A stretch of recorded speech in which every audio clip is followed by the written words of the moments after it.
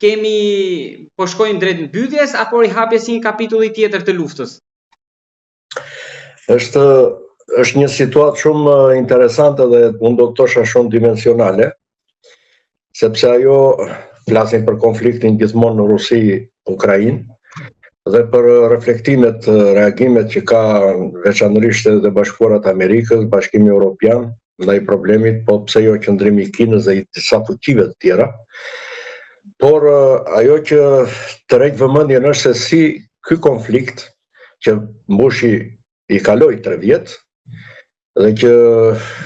në terren ka shkaktuar një humbje shumë të madhe, sidomos në njerëz dhe në teknikë luftarake,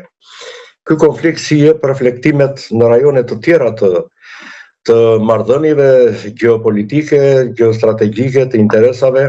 Luftë e ashpër e egër e përgjithshme,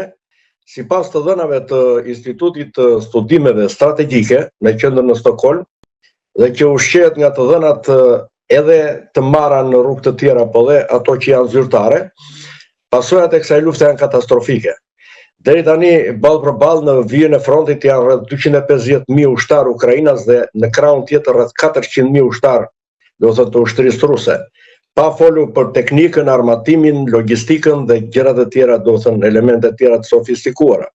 Pra një raport forcash që asnjërin palë nuk jep të drejtën dhe mundësinë për të kaluar në veprime aktive për të marrë ose për të rimarrë atë që është humbur apo që është fituar. Humbjet deri tani llogariten shumë, janë gati mbi 2 milion, do të thënë të vrarë, të lënduar, të sakatuar. Më shumë kuptohet nga pala ruse dhe më pak nga pala ukrainase, po gjithsesi ajo që na bën përshtypje është se kjo luftë ka hyrë në një kohë shtrirje të gjatë. Dhe përvoja e luftrave të zhvilluara deri më sot, që i njeh historiografia botërore, tregon se kur lufta futet në një zgjatje, në një kohë zgjatje, atëherë nuk dihet se kush është fitimtari. Edhe rusët e kanë paralajmëruar që mund zgjas sa lufta e veriut. Kanë paralajmëruar, por janë të detyruar që ajo luftë të zgjas. Veprimi i fundit që është bërë nga operacioni Fiet e Merimangës, operacioni Ukrainas që dëmtoi gati 37% të aviacionit strategjik mbartës të municioneve bërthamore dhe në një thellësi mbi 4500 km tregon se këtu nuk kemi të bëjmë me fuqitë e mëdha që ecin me megalomanin, por me aftësinë për të planizuar dhe për të organizuar, për të shërbyer objektivave strategjik ushtarak që duhet të arrijë një ushtri apo një shtet kur është në konflikt. Po mund të bërë kjo pandimën e aleatëve? Ajo është çështje tjetër, sepse ne kuptojmë që në luftën në Ukrainë po ndodhin disa gjëra që unë do t'i quaja të çuditshme në aspektin e konceptit ushtarak. Që do të thotë tereni veprimeve luftarake atje me goditje e kundërgoditje është kthyer dhe në një eksperimentim të anëve dhe të pajisjeve më të sofistikuara që janë produkti i laboratoreve dhe shkencës ushtarake, por që kërkohet që në një terren konkret të luftës konkrete ato të shikojnë efektivitetin, dobishmërinë e tyre, ekzistencën e tyre, pranimin e tyre për të futur pastaj kuptohet si patenta në prodhim më gjërësisht. Po bëhen eksperimente. Pra, kalimi i një sasie kaq të madhe dronësh në thellësi strategjike, operativo-strategjike të shtetit rus, në forma shumë të thjeshta, duke i shpëtuar gjithë shërbimit sekret të shtetit e të ushtrisë e tjera, dhe dalja në mënyrë të befasishme dhe dëmi rreth 7 miliard dollar, që aq është llogaritur dhe është publikuar të paktën, tregon që këtu kemi të bëjmë me veprime shumë të menduara, të planifikuara në kohë dhe me një konspiracion dhe sekret të hatashëm. Pra, gjendja para befasisë, goditjes still të shtetit rus, sigurisht ja ka ulur çik hundën edhe në pikpamje politike, po edhe në pikpamje ushtarake, po edhe dëmi material dhe financiar i jashtëzakonshëm. Pra lufta ka hyrë pa e zgjatur, lufta ka hyrë në një kohështrirje të gjatë që do të thënë çështja e fitimtarit është në pikpyetje. Kjo sigurisht do të duket më qartë në këto takimet që do të bëhen për çështje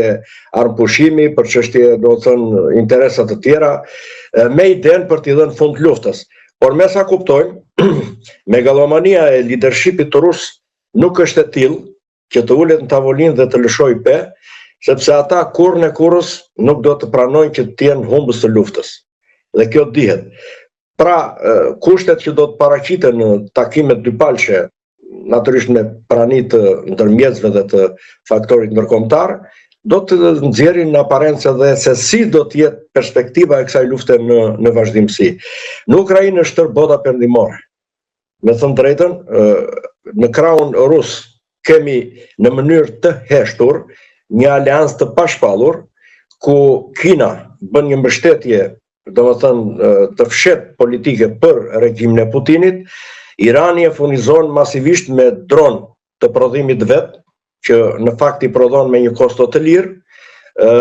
Korea e Veriut ka transportuar miliona preda të artillerisë dhe rreth 13.000 ushtar të trupës vet për të marrë pjesë në frontin me Ukrainën, dhe sigurisht këto mbështetje të heshtura dhe të hapura nuk bëhen pa një lloj kompensimi dhe pa një lloj kërkese, e kupton, nga shtetet që ndihmojnë. Interesa këtu ka dhe Kina, interesa ka dhe Korea e Veriut për të marrë teknologji moderne nga Rusia, po interesa ka dhe Irani sepse është në rrugën dhe në kërkim të blerjes teknologjisë për të shkuar te bomba atomike dhe te armë të tjera të sofistikuara. Pra ky koalicion i pashpallur, i heshtur por veprus, është në krahun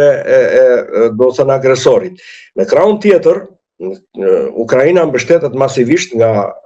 vendet perëndimore, nga vendet e NATO-s, dhe sigurisht kjo nuk ka vetëm aspektin ushtarak. Janë dhe qëndrimet që mbahen në pikpamje politike, në pikpamje ekonomike, për sanksionet, për t'i krijuar vështirësi rikthimit të ekonomisë ruse mbi bazën e industrisë ushtarake, që këto vitet, 2 vitet e fundit ka marrë një si thua një zhvillim të jashtëzakonshëm dhe është orientuar në drejtimin e prodhimit ushtarak. Pra, ngushtimi i mundësive financiare për shtetin rus për ta përballuar dhe për të rifreskuar forcat e armatosura është natyrisht merite e qëndrimit të vendeve të NATO-s dhe të perëndimit. Natyrisht këtu nuk diskutojmë marrëdhëniet që dalin në planin bilateral ose dypalsh. Bie fjala qëndrimi i Gjermanisë, sa që u detyrua ministri i jashtëm i Rusisë të deklarojë që Gjermania, do thënë, në kushte të tilla kur lejon përdorimin e raketave me rreze, do thënë të largët, të mesme dhe të largët në territor të Rusisë, do të thotë që Gjermania ka hyrë realisht në luftë me Rusinë. Pra, gjëra të tilla që ndodhin në marrëdhëniet Rusi-Gjermani, Rusi-Angli, Rusi-Francë, se këto janë fuqit e mëdha, do të thënë ekonomike dhe ushtarake të Bashkimit Evropian, të Europës, këto krijojnë dhe një situatë, do të thënë, që është për tu analizuar. Kërcënimet janë kërcënime, por ajo që është evidente dhe që ngjall, si thua, shqetësim, jo vetëm për frontin dhe për dy shtetet që janë në luftë me njëri tjetrin, por që ngjall reagime dhe si thua interesim, është